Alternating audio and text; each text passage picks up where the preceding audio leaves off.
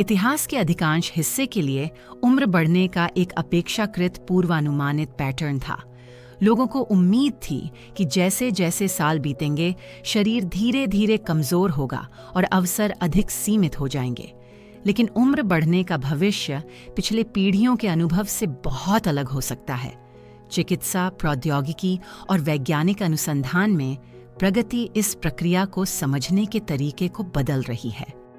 दीर्घकालिकता का अध्ययन करने वाले शोधकर्ता यह सीख रहे हैं कि शरीर कैसे अपने आप को बनाए रखता है और दैनिक आदतें दीर्घकालिक स्वास्थ्य को कैसे प्रभावित करती हैं। चिकित्सीय उपचार उन स्थितियों के प्रबंधन में सुधार कर रहे हैं जो कभी जीवन प्रत्याशा को सीमित करती थीं।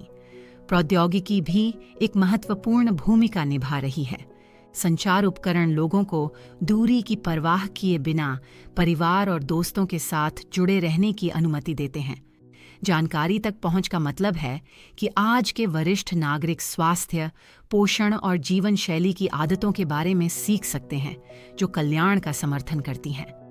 परिवहन और गतिशीलता में नवाचार स्वतंत्रता के लिए अवसरों का विस्तार कर रहे हैं। एक और बदलाव यह है कि समाज उम्र बढ़ने को कैसे देखता है। कई लोग लंबे समय तक सक्रिय रह रहे हैं, नए रुचियों का पीछा कर रहे हैं, नई कौशल सीख रहे हैं और अपने समुदायों में योगदान दे रहे हैं।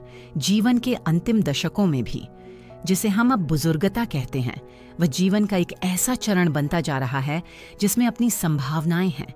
ये केवल एक अध्याय के अंत को चिह्नित करने के बजाय एक और के प्रारंभ का प्रतिनिधित्व कर सकता है।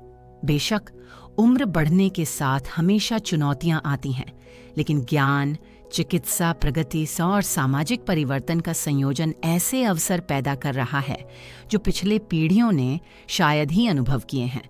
इसलिए उम्र बढ़ने का भविष्य कई लोगों को आश्चर्यचकित कर सकता है। जीवन के अंतिम दशक केवल विचार करने का समय नहीं हो सकते, बल्कि निरंतर विकास और संलग्नता का भी हो सकते हैं।